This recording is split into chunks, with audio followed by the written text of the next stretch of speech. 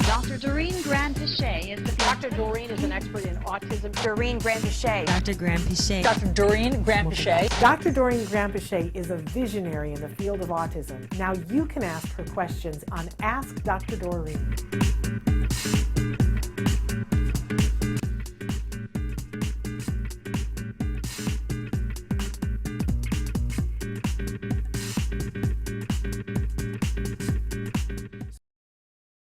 Welcome back to Autism Live. So last week we addressed a question, and we had somebody who just wrote in, and I want to say first of all hello, and I want to tell you that we answered a question written by your family last week, and I didn't have a chance to call you and tell you, but Mom writes in this week and says, thank you for everything you do for all of us.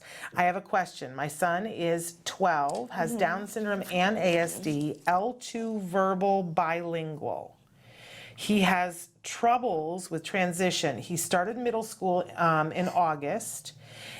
He has not yet adjusted to the schedule at school, lunches at different times, classes change as well. What are your recommendations for us and for school? Okay, sure.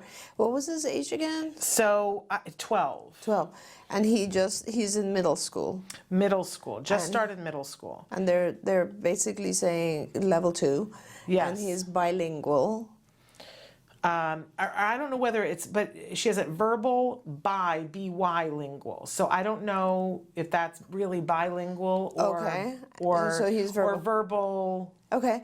bilingual. I don't know. And he's in middle school, and what is the problem? Is transitions? So the whole middle school thing has been hard, but Yes, in middle school is particular, very the difficult. fact that the schedule, that lunch isn't at the same time and that the whole thing was classes middle aren't school. at the same time. Yeah. I don't know, why do they walk out of their way to make it harder? So it's interesting because we very specifically, I remember when years and years ago, again, we go back to skills, but there was a phase where I noticed a lot of my younger kids hitting middle school and having these types of issues. And it really it's very focused on the scheduling of events, right? And I'll talk about that a little bit. So what we did is we actually put a whole section of skills in which had to do with transitions that are very specific to middle school.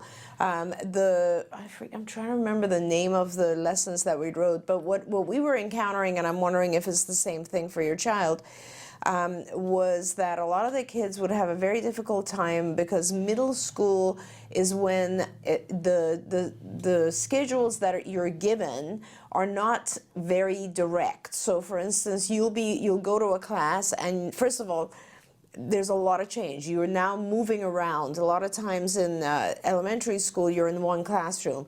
Middle school, you're the one getting your stuff and going from one class to another. Your teacher changes. Yeah. The group of kids that you're with change. So the direction you go, you can no longer follow people around. You kind of have to find your own schedule and your path. And then the worst part of it, I remember, was that a lot of our kids would have a hard time because they would assign you homework which wasn't due tomorrow. It was due in 3 days or 4 days or day after tomorrow or whatever, and our kids just had a really, really hard time organizing themselves. Yeah.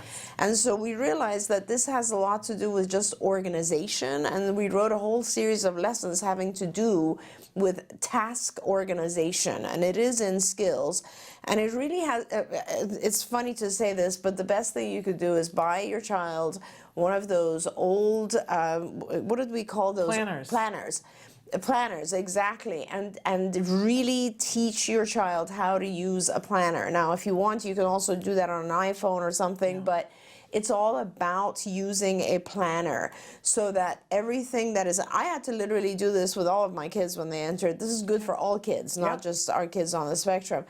But teaching them to actually, when you receive an assignment, to actually consider that something that you have to do that night, for example.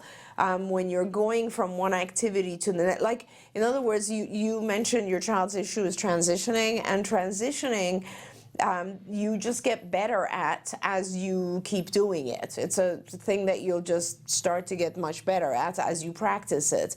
But it does have a lot to do with anxiety. And generally speaking, if you don't know what you're transitioning into, you're going to tend to have a harder time going to the next activity. And particularly if the activity you're in right now is somewhat enjoyable or safe or familiar, you're going to have a very hard time going into another activity. So like everything that Shannon and I often talk about this, if you want to teach a specific skill, you focus on that skill and you work it not when it's happening in real life, but as a lesson, you specifically pick a particular amount of time and you focus on that. Just like if we want to, I don't know, physically get in shape, we pick an hour and go work out. Like you have to have. Is that what we do? I'm not sure. I don't know about that. I don't know that lesson. But yes, I hear that. But this is the same thing, right? Yeah. So you have to pick a certain amount of time and focus on transitioning your child from preferred to unpreferred activities. And the way that you do it is they're in a preferred activity. Well, first of all, what you should start out with is just going from a neutral activity to a neutral activity. So two things that are approximately the same level of reinforcement, you have your child discontinue. So there's so many aspects of transitioning. Sometimes our kids just want to gain closure. That's again an anxiety thing. They want to finish an activity before they can let it go. A lot of us are like that. But the first task is to interrupt your child in the middle of an activity and have them just leave it alone, right? And then some time goes by, reward them for being able to do that. The next phase is to go from a neutral to a neutral activity. And again, as soon as they move, you give them a reinforcer in the new neutral activity. Next is to go from a preferred activity to a non-preferred activity or just a neutral activity. And again, you prompt them, you model for them, you coach them, you take them to the next activity, you reward the second activity. And as you continue to do this, then you mock produce situations that are more and more similar to what the child's going through in middle school.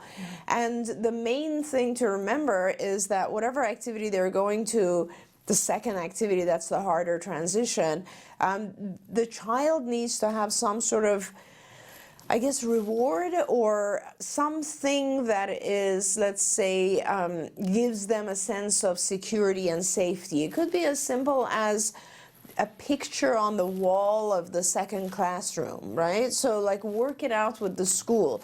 If you know that your child's having a significantly hard time going from this class to another class, make sure the second class has something on the wall that your child can anchor themselves to when they go to the class.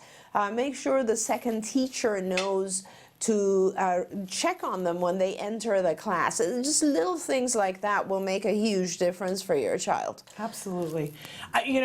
It's funny because we have parents at CARD that are just so confused by the schedule. And I was just having a conversation with a parent about this the other night, and because it changes. Every day is different, and every week is different. Yes. So you have an A week and you have a B week, and they are different than each other. And sometimes you have an A1 week and you have a B2 week. And people say these words to me now after we did 5 years of ABA therapy, and I break out into a little bit of hives. Right. But what CARD did was created an app.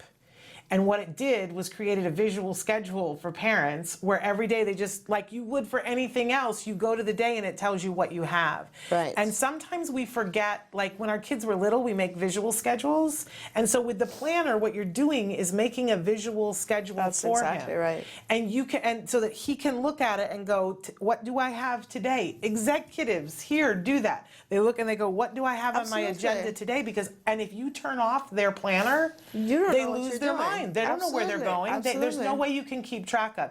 So whether it's that you write it in or right before Jem went to junior high, and there was wonky schedule where it was periods 1 through 9 for Monday, and then on Tuesday we start periods 2, and then 9 goes to the end. And I was like, he's never going to be able to get that.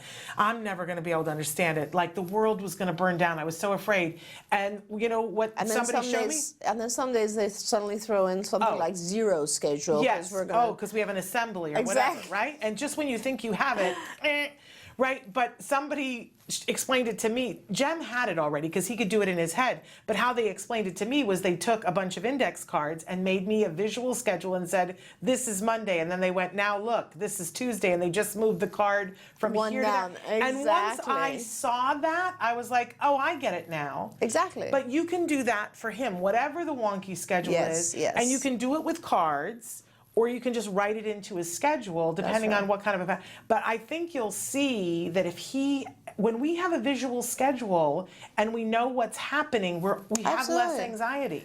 100%, and practice it. This Yeah. is the thing. On the weekend, practice it with him and say, okay, where are you going now? What are you doing now? You know, that sort of thing. I mean, actually, you could go to the school and practice it. Yes. It really just has to do with what are the things that are causing anxiety and reducing those things, or giving the child something else that'll help them feel more safe. And then they'll Absolutely. be able to manage it.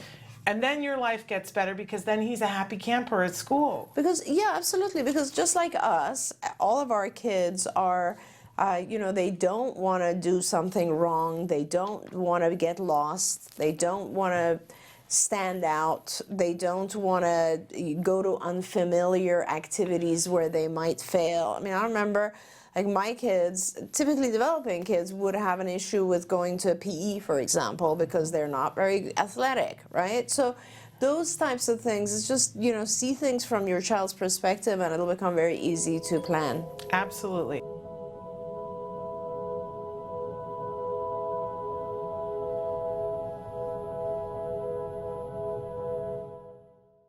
Hey, thanks for watching Autism Live. To subscribe, click here. And if you'd like to check out some more of our videos, click here.